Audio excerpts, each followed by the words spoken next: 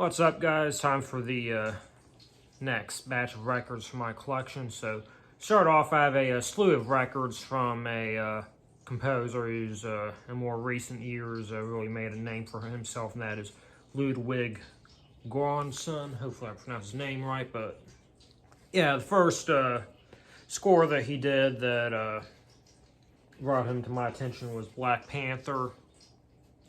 Really love all the African influences that are on this, both more tribal and urban African sounds on. I love the marriage between them that's featured on this, and yeah, Black Panther just has a really great score for it. And it wasn't until I got this score that I realized that he also did this one as well, but he also did the score for The Mandalorian.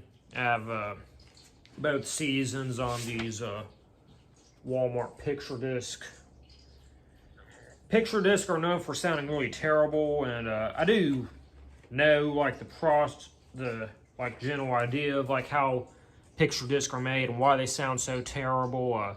But I feel like a lot of the picture discs within the last like 10 years ago actually sound pretty decent. So I don't know if they've like improved how they make them or something like that, but honestly, I mean, I'd still probably pick, normal vinyl for the most part over picture disc, but still, I mean, picture disc don't sound that bad in more recent years in my experience. But of course, I got season 2 as well. Yeah, these I would describe as, true Western sci-fi soundtracks. I mean, I love that marriage of more Western, also the more sci-fi elements to it. So, yeah, I'd say Ludwig Göransson's really good at, mixing genres together like that. Next, we're getting into my Gorillaz collection. I definitely need some more Gorillaz. I do have a couple CDs from them as well, though, but I'd have their debut album. Honestly, I prefer listening to this one on CD because it has more bonus tracks on it. The only bonus track that this one includes is the Clint Eastwood remix, which is honestly probably my least favorite of all of the bonus tracks that were on that CD, but you have some custom sleeves going on, black vinyl.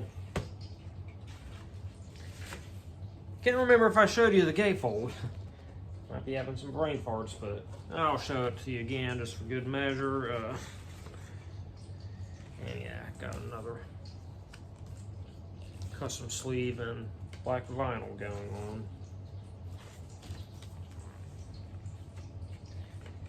And the other Gorillaz album that I have on vinyl is The Fall. Pretty underrated. Apparently a lot of people didn't like this one. I really like it, it's chill.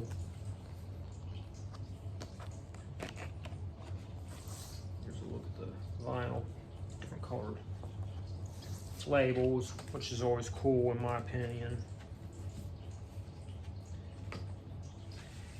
Next up, we have, this is awesome, Play by Dave Grohl. When I say awesome, I'm talking about both the song and packaging on the vinyl, but yeah, this is a 26-minute song recorded entirely by Dave Grohl. Recorded all the tracks for this in one take. It's like 3 guitar tracks, a bass track, a drum track, which he plays across 3 different sets. He switches in between them. He has like lines of cymbals and toms to kind of fill in the gaps, keys, percussion.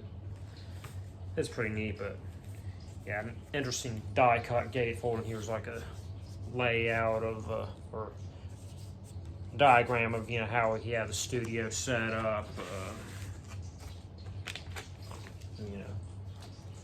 Vinyl, and then he got a etching on the back side. That same setup going on. And then, what I think is really cool, if I can get this out. Come on now. Yeah, we have a copy of the studio sheet for it. So that's pretty neat, in my opinion. Yeah, there's a music video for this on YouTube. Definitely look it up. I mean, I will say I usually end up just listening to vinyl, just kind of for convenience. But it's a nice video to look up just to, you know, actually see the recording of it. Next we have from Vince Guaraldi, don't know if I pronounced that right, trio, A Charlie Brown Christmas. One of the most classic Christmas albums you can listen to. Not much going on with vinyl though. But yeah, a must-have for your Christmas collection. Next, we're going to get into my Homeless Gospel Choir collection. This is a folk punk solo project from Derek Zaniti. So first off, we have Luxury Problems. So this record had two different artworks. The one on the vinyl, or at least this particular pressing of the vinyl, is a somewhat more rare one. I believe these were hand stamped. It has a texture to it. It has kind of what I would describe as a delightfully unpolished look to it. So yeah, I believe they are hand stamped jackets. Here's a look at the vinyl. Black. And it did include a CD as well, so this is kind of the more classic artwork for it. I don't know if I've ever even listened to it on CD, actually. But yeah, I don't know if this was his first album, but I think this is, I don't even know if it was on a label, but I know this is one of his earlier releases.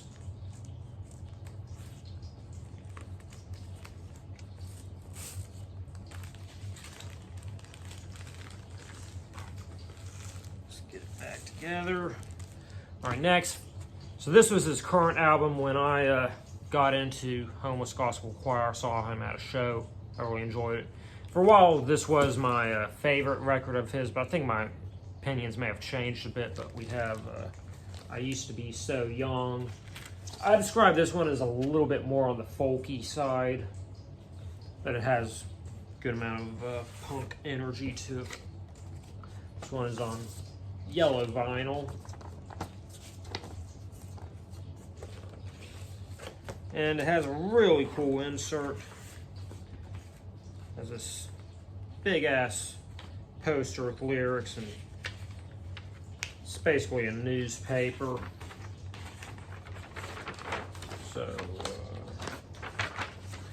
here's the lyric side of it. Hopefully you can see most of it at least. And here's the big ass poster.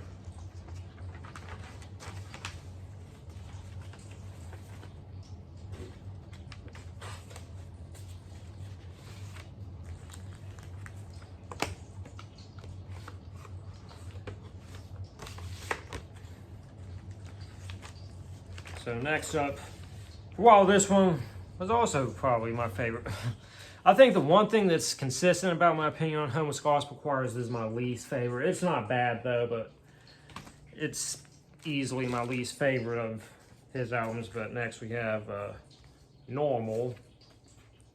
So this one has a little bit more, say, kind of dramatic feel to it. It's kind of his version of a rock opera. Nice clear splatter vinyl. I'm having a lot of trouble cooperating with getting records into sleeves today. We have this really cool booklet that has lyrics and kind of an explanation for like what songs mean for the overall story of this record. I really wish more concept albums would do that.